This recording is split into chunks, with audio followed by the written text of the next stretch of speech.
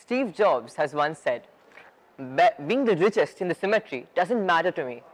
Going to bed at night saying we've done something wonderful, that's what matters to me. He has rightly identified the importance of his internals over externals. However, some of us tend to fail to understand this concept and thus fall into the traps of competition. Well, competition exists in nearly every ecosystem of life, be it the plants for nutrition, the animals for food, and of course in human beings. But, fun fact number 1, human beings are not just another species, they are God-gifted. They have the ability to think, to decide, understand, and thus subscribe to higher values of life. For example, trust, loyalty, faith, etc. Well, there are many reasons for competition. One reason being jealousy or envy. When one harbors ill feelings towards the others, wanting to be like one person or being better than the other person, then that can be termed as jealousy. And when this feeling turns into action, it can be termed as envy. And envy becomes the most important cause for competition. Another reason can be being the best, sometimes at any cost.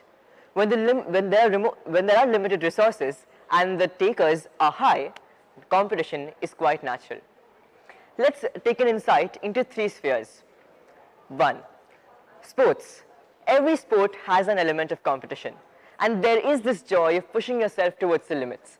However, when the stakes are high and the rewards are worthy, sometimes the ethic of doing the best just diminishes, and people may even stoop low for these cheap and short gains. They may even play dirty, whether it's over-exaggerating in football or tampering the ball in a cricket match. Second, businesses. Big businesses almost always try to grab the largest share as they can. And as the ethic of, as ambition crosses a line of ethic and turns into greed, even reputed businessmen can get involved into scandals as they vie for the largest piece of the pie. The third, the most important, and all those viewers who are watching me might agree to this fact, that how many times have we fought with the teacher for that 1 mark? How many times have we compared ourselves in respect of our marks, in respect of our council roles, etc. We tend to not understand the futility of competition in such situations. Well, there are various reasons why competition happens or occurs. The only difference in all these spheres is whom do you compete with. We go forth to expect liberalism, equality, but yet fail to be open-minded and understand the fact that the smallest activity such as of a test is just for our own development. Closed-minded people often grow by beating others, whereas open-minded people grow by developing themselves. They are their own competition. They keep striving every day to be a better version of themselves, even if the growth is just a tiny step. Let's look at fun fact number 2. The actor Matthew McConaughey spoke about the same principle in his Oscar acceptance speech. Once a person asked him, who is your hero?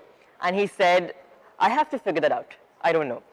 The same person went back to the actor after a few weeks and asked him, so now do you know who is your hero? He said, yes, my hero is myself, after 10 years. 10 years passed by and the same person went back to him and asked him, so now are you the hero? And he said, no, not even closer. My hero is yet 10 years away from me. So you see, every day, every week, every year, his hero is 10 years away from him. If everyone understands this concept and tries to imbibe a perpetual quality of a learner, then he would eradicate this immature attitude in him. Well, sometimes while comparing ourselves or in competition, we tend to miss out on the diamond that we withhold in us and we succumb to ordinariness. While comparing, we start aligning our thoughts to the other person, thus devoid of our originality. Now, a very important question. Does this mean comparison or competition is bad? Well, fun fact number 3. If we do have to compare ourselves with others, we should compare positive attitudes. Hey, your your attitude of tirelessly working on it is so inspiring. That can be the right attitude. So, I would like to conclude by saying that self-competition and self-development cannot be possible without self-discovery. You have to know yourself. Well, these Japanese have a wonderful concept, and they claim that every one of you have an ikigai. It means a reason to wake up. It helps you to streamline your goals, it shows you your passions, your potential, and also shows you your weakness, and thus guides you to overcome it. So in conclusion, I would like to tell you guys, be the best. No. Be the best version of yourself. Thank you.